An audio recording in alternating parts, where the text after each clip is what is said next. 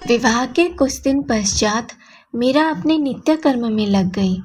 अवश्य ही अब इसमें भोजराज की परिचर्या एवं समय पर सासुओं की चरण वंदना भी समाहित हो गई। आरंभ में मीठी रागिनी सुनकर ससुराल के कई लोग इकट्ठे हो जाते। मीरा के नाचने गाने की चर्चा महलों से निकलकर महाराणा के पास पहुंची।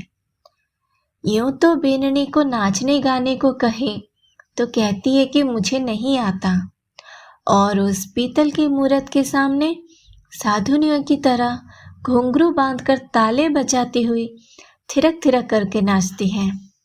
उनकी छोटी सास हाड़ी रानी ने अपने पति से कहा, बहुत सौभाग्यशाली हैं हम कि ऐसी बहू प्राप्त हुई।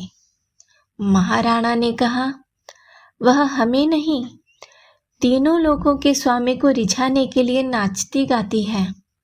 मैंने सुना है कि जब वह गाती है तब आंखों से आंसू बहने लगते हैं। यदि ऐसी भक्ति ही करनी थी तो फिर विवाह क्यों किया?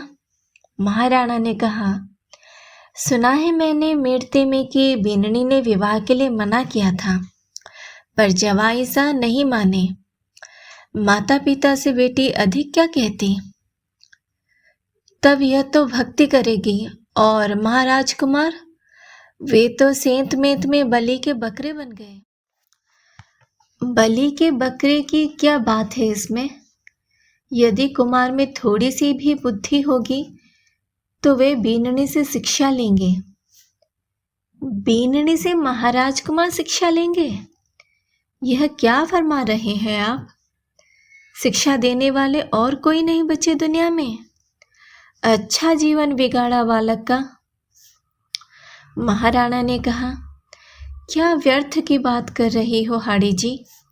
शिक्षा देने और लेने में स्त्री पुरुष कहाँ से आ गए? वो तो जहाँ से मिले वहीं से ले लेनी चाहिए। जीवन बिगड़ा या सुधरा, इसे तुम्हारी ओछी बुद्धि नहीं समझ सकेगी। अतः आज्ञा है कि उनकी इच्छा में दखल ना दिया जाए। अच्छा हुक्म है यह।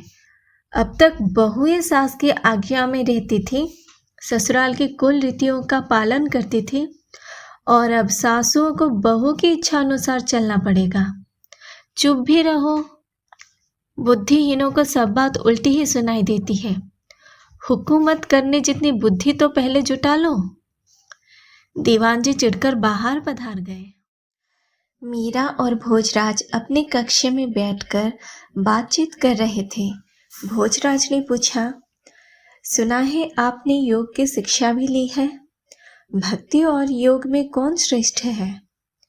मीरा ने कहा, भक्ति और ज्ञान की भांति योग भी आध्यात्म का एक स्वतंत्र मार्ग है, साथ ही इनका सहायक भी है। योग पहले शरीर को साधता है, शरीर के माध्यम से ही थकाकर मन को भी साध लेता है। प्राणायाम से मन साध लिया जाता है, फिर धारणा ध्यान। कुंडलिनी के जागृत होने पर उसके उत्थान का प्रयत्न होता है, और उसके ब्रह्मरंध्र तक पहुंचने पर परमानंद की प्राप्ति।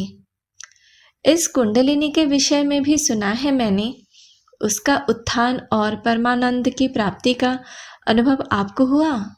भोजराज ने पूछा। मेरी कुंडलिनी वृक्कटी मध्य तक ही पहुंच पाई। मीरा हंस पड़ी। कोई अड़चन नहीं, यद्यपि गुरुदेव ने बताया था कि अब थोड़े ही प्रयत्न से यह साध्य है, किंतु मैंने प्रयत्न ही नहीं किया। कोई कारण? मीरा ने कहा, उस परमानंद की प्राप्ति से अधिक रुचिकर मुझे अपने प्राण सखा की सेवा लगी। भोजराज ने पूछा, क्या यह उससे अधिक आनंददायी है? मीरा ने कहा, यह तो अपनी रुचि की बात है, अन्यथा सभी भक्त ही होते संसार में, योगी ढूंढे भी न मिलते कहीं। आपके लिए योग कठिन है, उसके लिए समय देना पड़ता है। आप पर तो राज्य के बहुत उत्तरदायित्व है।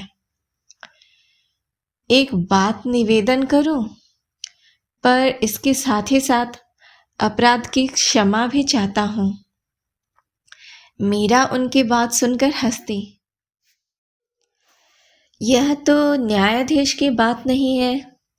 क्या बिना अपराध सुने ही आपके न्यायालय में क्षमा मिल जाती है अपराधी को? भोजराज ने कहा, नहीं, यह संभव नहीं है, किंतु अपराधी विवश हो तो? मीरा ने कहा, अर्थात अपराध करने को विवश हो, तभी न्यायाधीश आप हैं, निर्णय आप ही करें। खैर, क्षमा करने वाली मैं नहीं, गिरिधर गोपाल है, आप फरमाइए। भोजराज ने कहा, 4 महीने हो गए। पर भोजराज ने दृष्टि झुका ली। वह मुझे ज्ञात है। मीरा ने बात काटकर मानो भोजराज को संकोच से उबार लिया, किंतु ज्ञात है सुनकर उन्होंने आश्चर्य से मीरा की ओर देखा। मीरा ने कहा, मनुष्य का जोर शरीर पर ही चलता है। मन सबके बस में आ जाए यह सहज नहीं है। मन जिसने बनाया है वही संभालेगा। केवल यही देखें कि शरीर मन के वश में न हो जाए। आप चिंता न करें। जिसने श्याम कुंज में आपको वचन देने की प्रेरणा दी, वही उस वचन की रक्षा भी करेगा। मीरा ने बात पूरी करते हुए कहा, एक बात मुझे भी अर्ज करनी है आपसे। भोजराज ने कहा, एक क्यों, 10 फरमाए। ये प्यासे कान तो सदा उन्मुख है। मीरा ने कहा, आप जगत व्यवहार और वंश चलाने के लिए दूसरा विवाह कर लीजिए। भोजराज ने कहा, बात तो सच है आपकी, किंतु सभी लोग सब काम नहीं कर सकते। मीरा ने कहा, इच्छा और शक्ति हो तो अवश्य ही कर सकते हैं।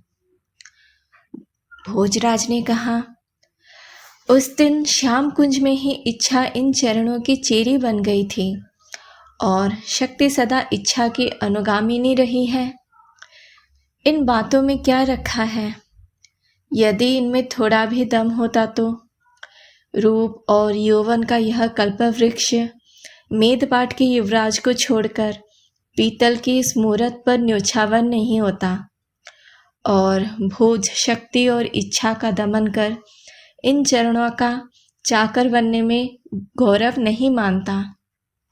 जाने दीजिए इन बातों को, आप तो मेरे कल्याण की सोचिए। भोजराज कुछ समय सोचने के बाद कहा, आपने कभी साक्षात दर्शन किए? प्रश्न सुनकर मीरा की आंखें भर आई और गला रुंध गया। घड़ी भर में अपने को संभाल कर बोली, आपसे क्या छिपाऊं? यद्यपि यह बातें कहने सुनने की नहीं होती, मन से तो वह रूप पलक झपकने जितने समय भी ओझल नहीं होता, किंतु अक्षय तृतीया के प्रभात से पूर्व मुझे स्वप्न आया कि प्रभु बींद बनकर पधारे। उस रूप का कैसे वर्णन करूं? मीरा बोलते बोलते रुक गई। भोजराज ने प्रश्न किया, फिर? मीरा किंचित लजाकर बोली, मैं क्या कह रही थी? आपने फरमाया कि प्रभु अक्षय तृतीया को बींद बनकर पधारे थे। हाँ हुकुम। हस्त मिलाप हुआ। उनके पीताम्बर से मेरी साड़ी की गांठ बांधी गई। फिर भांवर हुई। उनके वे अरुण मृदुल चारु चरण उन्हीं की ओर दृष्टि लगाए मैं अनुसरण कर रही थी। हमें महलों में पहुंचाया गया। ये हीरक हार उन्होंने गले में पहनाया और मेरा घूंघट ऊपर उठा दिया। ये वो नहीं है जो मैंने नजर किया था? भोजराज ने पूछा। वो तो गिरधर गोपाल के गले में है। ये देखिए, इसमें प्रभु का चित्र है। मीरा ने हार खोलकर भोजराज की फैली हथेली पर रख दिया। भोजराज ने देखकर सिर से लगाया और वापस लौटा दिया। फिर भोजराज ने पूछा, आगे क्या हुआ? मीरा ने कहा, मैं चरणों में झुकी और प्रभु ने बाह में भर लिया मुझे। मीरा की आंखें अधमुंदी हो गई, होंठ फड़फड़ाते रहे, पर वाणी खो गई। कुछ समय पश्चात उसे होश आया। फिर भोजराज की ओर देखकर उसने दृष्टि झुका ली। भोजराज ने कहा, आप कुछ फरमा रही थी? मीरा मुस्कुराई, मैं तो पागल हूँ। आपको कोई अशोभन बात तो नहीं अर्ज कर दी? भोजराज ने कहा, नहीं हुकुम, आप ठाकुर जी से विवाह की बात फरमा रही थी कि कक्ष में पधारने पर आपने प्रणाम किया और मीरा खोए स्वर में बोली। उनकी दृष्टि जैसे कहीं दूर जा लगी। उन्होंने कहा, रात को नींद खुल गई। मीरा का कंठ फिर गदगद हुआ, पर उन्होंने संवरण कर लिया। फिर कहा, लगा कोई मेरे साथ सोया है। चौंक कर आंखें खोली तो देखा मेरे सिरहाने एक भुजा लगी है। कमल त्रुगों की बड़ी बड़ी पलकें मूंद गई। घुंघराले केश मुख के आसपास छितराए हुए, कुछ अलके ललाट पर झुक आई थी। होठों पर मुस्कान, एक बाह मेरी पीठ पर, वह सुगंधित श्वास, वह देहगंध। इतना आनंद कैसे संभाल पाती मैं? चेतना मुझे छोड़ गई। प्रातः सबने देखा गठजोड़ा, हथलेवा का चिन्ह, गहने वस्त्र चूड़ा। यहाँ से आया चूड़ा तो मैंने पहना ही नहीं। गहने वस्त्र सब ज्यों के त्यों रखे हैं। मैं यहाँ से आए पड़ले को देख सकता हूँ? भोजराज बोले। अभी मंगवाती हूँ। उन्होंने मंगला और मिथुला को पुकारा। मंगला और मिथुला दोनों पेटियां ले आई। मीरा ने हुक्म किया, खोलकर सामग्री अलग अलग रख दो। आश्चर्य से भोजराज ने देखा, सब कुछ एक सा, फिर भी चित्तौड़ के महाराणा के वैभव उनके सामने तुच्छ था। श्रद्धापूर्वक भोजराज ने उन सब को छुआ। सब यथास्थान रखकर दासियां चली गई तो भोजराज ने उठकर मीरा के चरणों में माथा धर दिया। अरे यह क्या कर रहे हैं आप? मीरा ने चौंक कर कहा और पांव छुड़ाने का प्रयत्न किया। अब आप ही मेरे गुरु हैं। मुझ मतिहीन को पथ सुझाकर ठौर ठिकाने पहुंचा देने की कृपा हो। गदगद कंठ उच्चारण को ठीक से ध्वनि नहीं दे पा रहे थे। उनके नेत्रों से कई बूंदें निकलकर मीरा के अमल धवल चरणों का अभिषेक कर उठी। उनका हाथ सहज ही भोजराज के माथे पर चला गया। मीरा ने कहा, उठकर विराजिए। प्रभु की अपार सामर्थ्य है। शरणागति की लाज उन्हें ही है। कातरता भला आपको शोभा देती है? कृपा करके उठ जाइए। भोजराज ने अपने को संभाला। वे वापस गद्दी पर जा विराजे और साफे के पल्ले से आंसू पोंछने लगे। मीरा ने उठकर उन्हें जल पिलाया। आप मुझे कोई सरल उपाय बताए, भोजराज ने कहा। फिर कहा, पूजा पाठ, नाचना गाना, मंजीरे या तंबूरा बजाना मेरे बस का नहीं है। मीरा हंस पड़ी। यह सब आपके लिए आवश्यक भी नहीं है। आप जो भी करें प्रभु के लिए करें और उनके हुक्म से करें, जैसे सेवक स्वामी की आज्ञा से अथवा उनका रुख देखकर कार्य करता है। जो भी देखे उसके हाथ की कारीगरी देखें। कुछ समय के अभ्यास से सारा ही कार्य उनकी पूजा हो जाएगी। एक दिन मीरा से मिलने ननद उदय कुंवर बाईसा पधारी।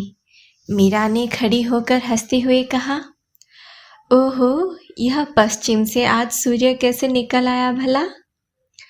उदय कुंवर बाईसा ने कहा, क्या करें, जब कुंवरानी सा को हमारी सुध लेने का अवकाश ही नहीं है, तो सोचा कि क्यों न हम ही हाजिर हो जाएं। मीरा ने दासियों को इशारा किया मिष्टान्न लाने के लिए। दासियां मीठा पेय, तले हुए मेवे और मिठाई रख गई। मीरा ने अपने हाथ से मिठाई का कौर ननद के मुख में देते हुए कहा, आरोगे बाईसा? उदय कुंवर बाईसा ने भी अपने हाथ से भाभी के मुख में मिठाई का कौर दिया।